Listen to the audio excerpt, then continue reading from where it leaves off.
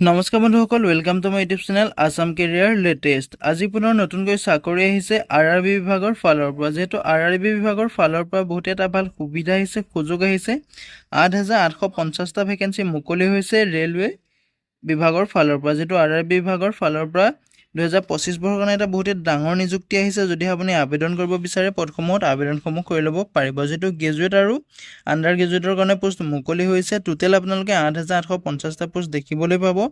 এই পোষ্টসমূহত যদি আপুনি আবেদন কৰিব বিচাৰে তেনেহ'লে ভিডিঅ'টো শেষলৈকে চাব, অলপ স্কিপ নকৰাকৈ।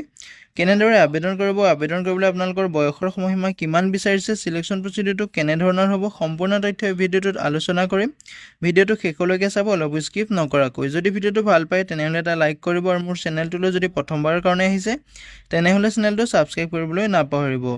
লগতে ভিডিঅ' ডেছক্ৰিপশ্যনত মই হোৱাটছআপ চেনেলৰ লিংক দিছোঁ, তাতো গৈ আপোনালোকে হোৱাটছআপ চেনেলটো ফ'ল' কৰি ল'ব, যাতে প্ৰতিদিনে জবৰ আপডেটসমূহ এই চেনেলৰ দ্বাৰা পাই থাকিব পাৰে। লগতে ভিডিঅ'টো সকলো বন্ধু বান্ধৱীলৈ শ্বেয়াৰ কৰি দিব, যাতে সকলোৱে জবৰ আপডেটসমূহ প্ৰতিদিনে পাই থাকিব পাৰে। যিহেতু ইয়াতে দেখিবলৈ পাইছে আৰআৰবি এনটিপিচি ৰিক্ৰুটমেণ্ট 2025ৰ ফালৰ পৰা 8,850টা গ্ৰেজুৱেট আৰু আণ্ডাৰ গ্ৰেজুৱেটৰ পোষ্ট মুকলি হৈছে। আপুনি যদি আবেদন কৰিব বিচাৰে ভিডিঅ' ডেছক্ৰিপশ্যনতে আবেদনৰ লিংক দিছোঁ, তাতে গৈ আপুনি আবেদনসমূহ কৰি ল'ব পাৰিব। ইয়াতে যিটো এটা অভাৰভিউ দি আছে আপোনালোকে দেখিবলৈ পাইছে, যিটো আপোনালোকৰ পোষ্ট মুকলি হৈছে আৰআৰবি বিভাগৰ ফালৰ পৰা। তাতে আপোনালোকৰ গ্ৰেজুৱেট লেভেল আৰু আণ্ডাৰ গ্ৰেজুৱেটৰ পোষ্ট মুকলি হৈছে। ইয়াতে আপুনি গ্ৰেজুৱেট লেভেলৰ পোষ্ট দেখিবলৈ পাব 5,800টা পোষ্ট আপুনি গ্ৰেজুৱেট লেভেলৰ পোষ্ট দেখিবলৈ পাব। ইয়াতে আপোনালোকৰ নেম অফ পোষ্টটোৰ নামসমূহ দি আছে আপোনালোকে দেখিবলৈ পাইছে।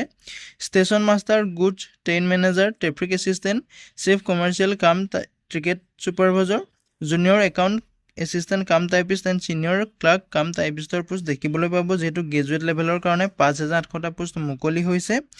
চেলাৰীৰ ক্ষেত্ৰত ক'বলৈ গ'লে আপোনালোকৰ লেভেল 4, 6, 7ৰ মতে আপোনালোকৰ চেলাৰীসমূহ দিয়া হ'ব। ইয়াতে বয়সৰ সময়সীমাটো আপোনালোকৰ দিয়া আছে, যিটো গ্ৰেজুৱেট লেভেলৰ কাৰণে আপোনালোকৰ বয়সটো দিয়া আছে 18 বছৰৰ পৰা 33 বছৰ বয়সলৈকে আপুনি আবেদন কৰিব পাৰিব। এডুকেশ্যন কোৱালিফিকেশ্যনটো আপোনালোকৰ ডিগ্ৰী থাকিব লাগিব, বেচেলৰ ডিগ্ৰী থাকিব লাগিব, তেতিয়াহে আপুনি গ্ৰেজুৱেট লেভেলৰ পদসমূহ যিটো আবেদন কৰিব পাৰিব। লগতে যিটো আপোনালোকৰ আণ্ডাৰ গ্ৰেজুৱেট লেভেলৰ পোষ্ট আছে তাতে আপোনালোকৰ নেম অফ পোষ্টটো আপুনি দেখিবলৈ পাইছে। কমাৰ্চিয়েল কাম টিকেট ক্লাৰ্ক আছে, একাউণ্ট ক্লাৰ্ক কাম টাইপিষ্ট আছে, জুনিয়ৰ ক্লাৰ্ক কাম টাইপিষ্টৰ আৰু ট্ৰেইন ক্লাৰ্কৰ পোষ্ট দেখিবলৈ পাব। টোটেল ইয়াতে আপুনি 3,050টা পোষ্ট দেখিবলৈ পাব, যিখিনি আপোনালোকৰ আণ্ডাৰ গ্ৰেজুৱেটৰ কাৰণে পোষ্ট মুকলি হৈছে। আণ্ডাৰ গ্ৰেজুৱেটৰ কাৰণে যিহেতু আপোনালোকৰ এডুকেশ্যন কোৱালিফিকেশ্যনটো গ্ৰেজুৱেশ্যন নহ'লেও আপুনি আবেদন কৰিব পাৰিব। 12 পাছ কৰি আপুনি আবেদনসমূহ কৰি ল'ব পাৰিব। পে' লেভেলটো আপোনালোকৰ 3 আৰু 2ৰ মতে আপোনালোকৰ চেলাৰীটো দিয়া হ'ব। 7 CPCৰ মতে আপোনাৰ চেলাৰীসমূহ লাভ কৰিব পাৰিব। বয়সৰ সময়সীমাটোৰ ক্ষেত্ৰত ক'বলৈ গ'লে 18 বছৰৰ পৰা 30 বছৰ বয়সলৈকে যিসমূহ আপোনালোকৰ আণ্ডাৰ গ্ৰেজুৱেটৰ পোষ্ট আছে তাত আবেদন কৰিব পাৰিব। এডুকেশ্যন কোৱালিফিকেশ্যনটো আপোনালোকৰ 12 পাছ কৰিলে আপুনি আবেদন কৰিব পাৰিব। 50%তকৈ আপোনালোকৰ যদি 12ত আপোনালোকৰ 50%ৰ পৰা ওপৰত মাৰ্ক আছে তেতিয়াহে আপুনি আবেদনসমূহ কৰি ল'ব পাৰিব। ইয়াতে আপোনালোকৰ কেটেগৰী আছে, এজ ইলেকশ্যনসমূহ ল'ব পাৰিব।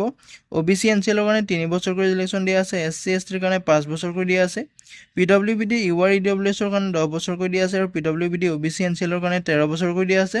PWBDৰ SC আৰু STৰ কাৰণে আপোনালোকক 15 বছৰকৈ ইলেকশ্যন দিয়া আছে। এপ্লিকেশ্যন ফিজটোৰ ক্ষেত্ৰত ক'বলৈ গ'লে কেটেগৰী আছে আপোনালোকৰ এপ্লিকেশ্যন ফিজ দিয়া আছে। SC STৰ কাৰণে লগতে PWBDৰ কাৰণে আপুনি 250 টকা এপ্লিকেশ্যন ফিজ কাটিব লাগিব।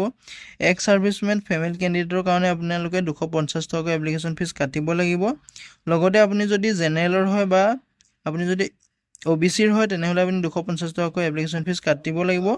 জেনেৰেলখিনি ইয়াতে 500 টকাকৈ এপ্লিকেশ্যন ফিজ কাটিব লাগিব। পে'মেণ্ট মেথডটো আপোনালোকে অনলাইন মাধ্যমেৰে পে'মেণ্ট কৰিব পাৰিব। Debit card, credit card, net banking যিকোনো মাধ্যমেৰে আপুনি পে'মেণ্ট কৰিব পাৰিব। হাউ টু এপ্লাই ক্ষেত্ৰত ক'বলৈ গ'লে যদি আপুনি পদসমূহত ইণ্টাৰেষ্টেড হয়, এলিজিবল হয়, ভিডিঅ' ডেছক্ৰিপশ্যনতে মই আবেদনৰ লিংক দিছোঁ, তাতে আপোনালোকে আবেদন কৰি ল'ব পাৰিব। যিহেতু এটা বহুতেই ভাল সুবিধা আহিছে, সুযোগ আহিছে।